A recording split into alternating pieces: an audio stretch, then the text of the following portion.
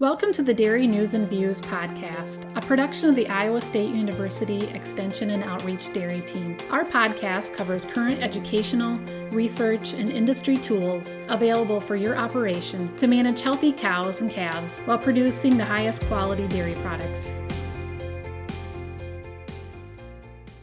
Thanks for joining us today on Dairy News and Views from the ISU Dairy Team. I'm Jen Bentley, Northeast Iowa Dairy Field Specialist, and today I'm here with a few of my Extension Dairy Team colleagues, Northwest Iowa Dairy Field Specialist Fred Hall, as we visit with our cohorts, our State Extension Forage Specialist Shelby Gruss, and our Southeast Iowa Extension Field Agronomist Rebecca Vittetoe. So welcome back to our podcast, everybody. Thanks for having us. Doesn't hardly seem like Dairy Days should be coming up, but it's coming right up. Yeah, and we're actually a month later this year. Usually we have them in January, but we decided maybe the weather will be better in February. Anybody got any predictions? Just crossing my fingers. Yeah, we did actually have a webinar, the climate outlook, right? So Yep. Dennis Toddy probably gave us the best outlook as far as what's coming down the pike. And if people are interested, it is up in the archives right now.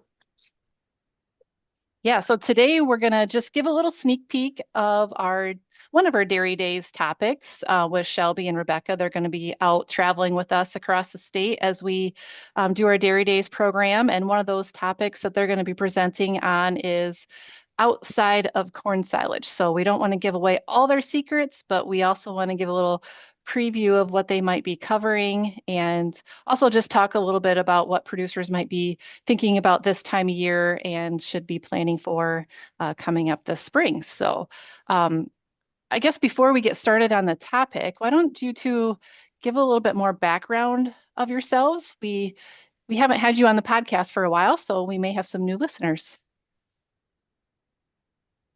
I guess I'll go first. Hi, I'm Shelby Gruss. I am the State Extension Specialist for Forage Production and Forage Management. So I basically cover anything from silage, hay, to pasture management for the state of Iowa. And so I like to look at different things and how we can diversify operations to maximize what we're doing. And I'm Rebecca Vittetoe. I'm the Extension Field Agronomist. I cover 6 counties over in kind of east central, southeast Iowa. I'm housed in Washington County, but I originally grew up in northwest Iowa. And as of today, you're the lucky one who's getting rain. So yes, maybe you can share some of that with the rest of the counties. Yeah, I think I drug it home with me when I left Ames yesterday. So your title is outside of corn silage. Explain a little bit more what that might mean for your presentation. So when we were thinking about this presentation, one of the things that is central to a dairy operation is corn silage. And so we were thinking about different ways that we can optimize production throughout the year. And so things that we're going to be thinking about looking at are things like cover crops. How can we integrate those into the system to push production throughout the year, at different times of the year, break disease cycles, things like that. And then also some alternatives to corn silage. There's been a lot of corn rootworm in Iowa. There's a lot of tar spot. There's a lot of different disease pressures we're having. And so what's something else you can plant if some of those things are your concern? And then we're also going to touch a little bit on alfalfa. I feel like if you have a title called Outside of Corn Silage, not having alfalfa in it would be a little remiss. And just talking about the benefits of having a perennial in the system as well. And do you feel like that topic will vary across the state? You know, you'll be in Northeast Iowa for a few locations, and then we're going to head out to Northwest Iowa. Will those, I guess, cover crop usage change depending on where we're at? They might change slightly a little bit depending upon where we're at, but I think like in general, the concepts that we're going to talk about as far as the potential for using cover crops as maybe some additional forage, looking at how we can maybe change up that rotation a little bit, as Shelby mentioned, to break some of those pest cycles. Like those concepts will be the same, whether we're in southeast Iowa, northeast Iowa, or northwest Iowa. The minor aspects that would probably change, especially north to south, is more of timing of when you're going to be thinking about planting and getting the crop out of the field and things like that. You know, we started out talking about weather, and here in Northwest Iowa, we are really into some dry soil profiles. Is that going to change what we talk about from east to west on our dairy days? So one of the topics we are going to talk about is kind of alternative options to corn silage. And so as we're thinking about a drier system, we could be thinking of some of our other summer annuals as kind of a savior crop, putting some acres towards it. And so we will be diving into a little bit about some forage sorghums and some information on those.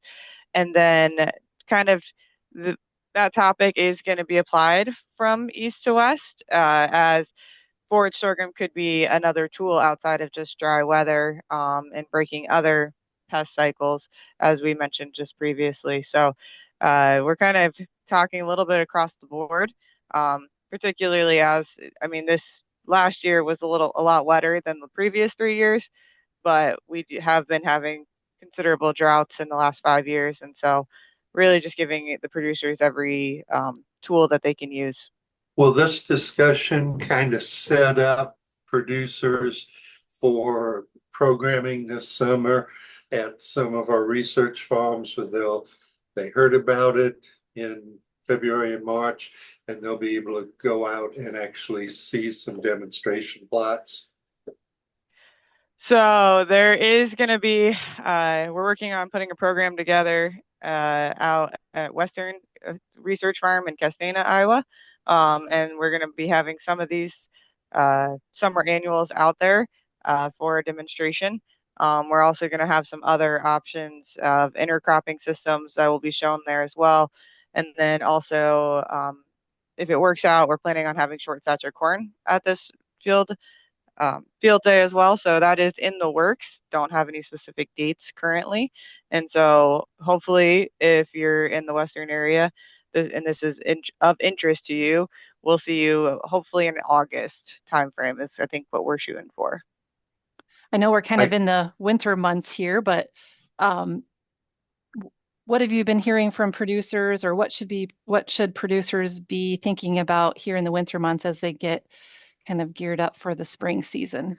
And I guess one of the questions I've had quite a bit this winter from producers that I work with is just thinking about like our input costs. And I've had a lot more questions thinking about soil fertility and just with where input costs are and where like corn and soybean prices are, how do we maximize those soil fertility dollars? So kind of, going back, looking at those soil test results, making sure that we've got the pH right where we need it to be, and then looking at like our phosphorus and potassium levels and trying to figure out, where do we need it, where don't we need it? So I think that's been a big question that I've had, and even thinking relating that to forages, like soil fertility is so, so important, and we remove so many nutrients whether it's alfalfa or with corn silage. So just making sure we're putting those back on to help keep that productivity up.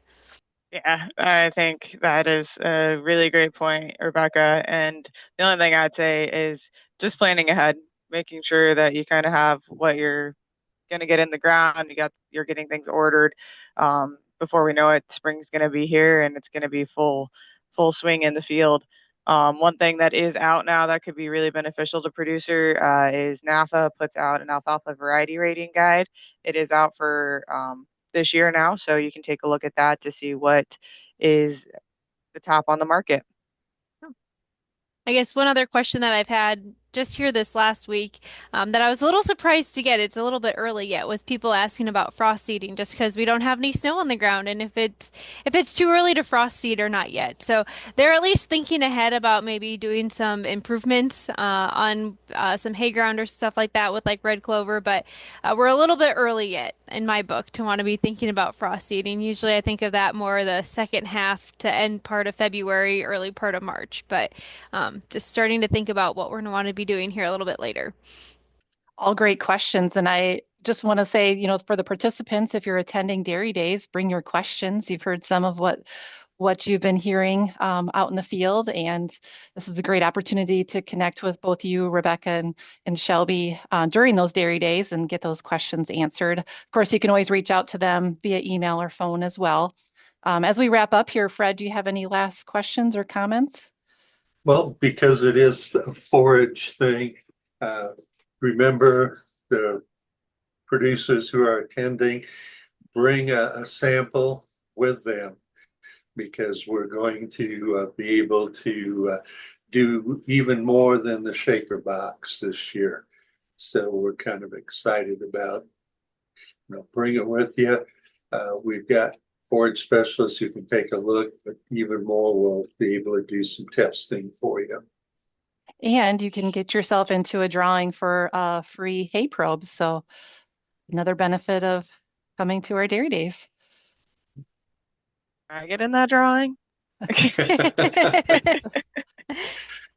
Sure, you might be the one helping Shelby. going out in the field and demonstrating it with the producers. Yeah. I was just going to say, you best be willing to go to a field if you're going to do that. Well, thanks for being on, Rebecca and Shelby. It's great to hear from you and look forward to your discussion points as we enter Dairy Days. Again, we're going to start out in Elma on February 18th, and we'll be in Elkader February 20th. And then the following week, we'll be in Nuviana and Kelowna. And then we're going to finish up out in Northwest Iowa, March 5th. Thanks, Fred. Yep. March 5th out in Sioux Center. So look forward to seeing everybody. And if you have any questions in the meantime, you can always email us at dairyextension@iastate.edu. So thanks again for joining us, and we look forward to visiting with you on the next Dairy News and Views from ISU. This institution is an equal opportunity provider. For the full non-discrimination statement or combination inquiries, go to www.extension.iastate.edu/diversity/ext.